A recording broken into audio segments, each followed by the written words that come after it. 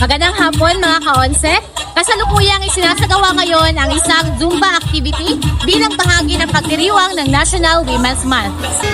Hindi lamang talento at kakayahan ng mga kababaihan ang pinagdiwang ngayong National Women's Month 2025, kundi pati sigla, saya at pagkakaisa. Iba't ibang fire station sa Davao Oriental ang nag-organisa ng mga makabuluhang aktibidad upang ipakita ang lakas at kontribusyon ng kababaihan sa iba't ibang larangan. Isa sa mga tampok na selebrasyon ang Zumba activity ng Mati City Fire Station sa pangunguna ni Fire Senior Inspector Jemima P. Longyapon.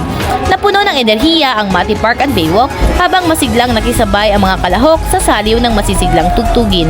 Sa pangunguna ng licensed Zumba instructor na si Ginoong Pink Floyd M. Boyles, naging dance floor ang buong Baywalk, kung saan bawat indak ay sumasalamin sa lakas, determinasyon at pagkakaisa ng mga kababaihan. Dinaluhan ang aktibidad ng mga kinatawan mula sa iba't ibang ahensya at organisasyon tulad ng 701st Infantry Brigade, 1104th Community Defense Center, Mati Running Community, Mati Zumba Community, Public Safety Office at mga estudyante mula sa Davao Oriental State University.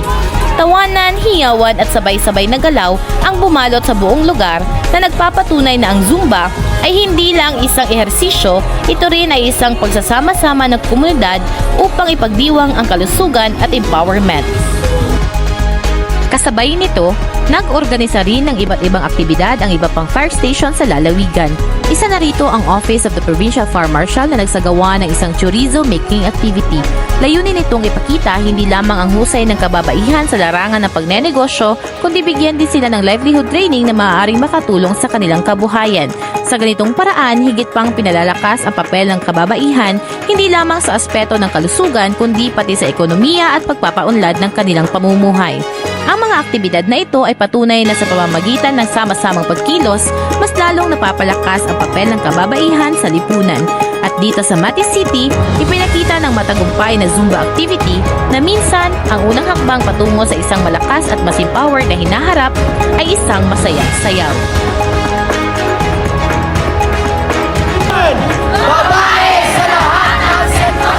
Angat ang bukas sa bagong Pilipinas!